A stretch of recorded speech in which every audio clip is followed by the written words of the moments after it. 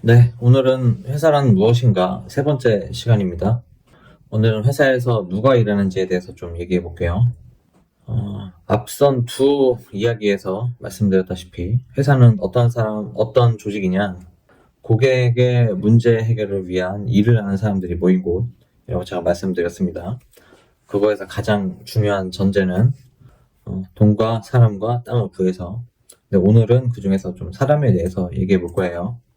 사람이 모인다 라고 하는 게 되게 중요한 포인트예요. 회사를 함에 있어서. 근데 아무 사람이나 모이면 안 되죠. 뭐 예를 들어서 길 가다가 뭐 어떤 회사에서 어떤 문제를 해결해야 되는데 길 가다가 보이는 할아버지한테 와서서 이 문제를 같이 해결하세요. 이럴 수는 없어요. 뭐 길 가다가 보이는 뭐 자전거 타고 가고 있는 중학생한테 우리가 이런 문제가 있으니까 그 문제를 해결합시다라고 그렇게 할 수 없어요. 물론 뭐 그렇게 얘기했을 때 그 사람이 그걸 해결할 수 있는 사람일 수도 있지만 보통은 아닙니다.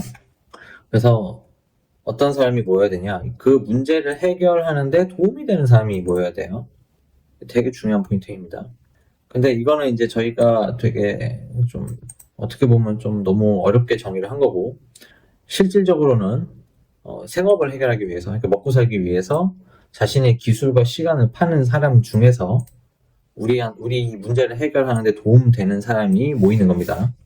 그래서 그러니까 기술을 가진 사람이죠. 기술을 가진 사람과 회사가 거래를 하게 돼요.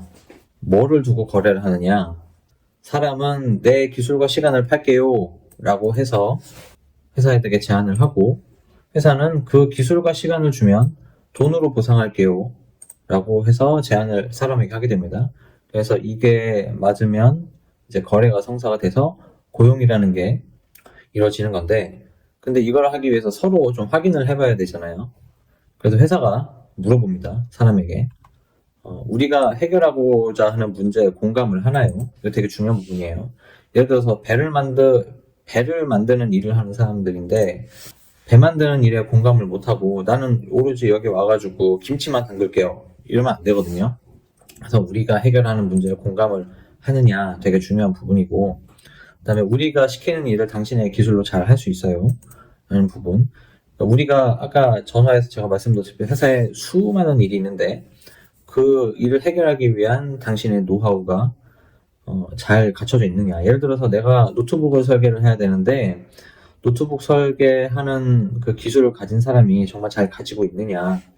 뭐 갑자기 와가지고 신발 만드는 기술이 있는 사람이 노트북을 만들 수 있는 건 아니잖아요. 그래서 당신의 기술로 우리 일을 잘 할 수 있는지 이걸 꼭 물어보고, 그 다음에 그 일을 꾸준히 오랫동안 잘 할 수 있느냐 그 부분을 물어봅니다. 왜냐면 잠깐 뭐 한 달 일하고 할 거면 회사는 사람을 고용하지 않아요. 오랫동안 꾸준하게 같이 하는 사람들과 같이 일을 하려고 합니다. 그 다음에 또 다른 중요한 부분은 우리 사람들과 잘 지낼 수 있는가를 물어봅니다. 우리 이 미션을 해결하기 위해서, 고객의 문제를 해결하기 위해서 모인 사람들과 잘 지낼 수 있나요? 잘 융합될 수 있나요? 이런 거를 물어봅니다.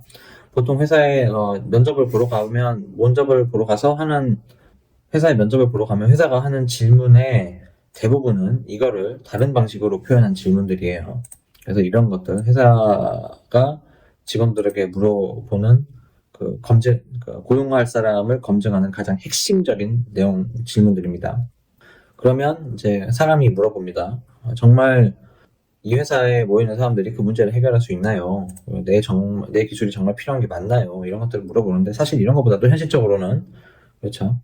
그럼 그렇다면 내 기술이 정말 필요하다고 하면 월급 끼지 않을 수 있나요?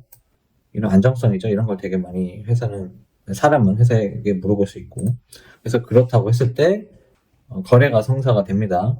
그것도 우리는 고용이라고 하죠. 회사는 출근하세요 라고 말하고 사람은 네 출근할게요 라고 받아들입니다.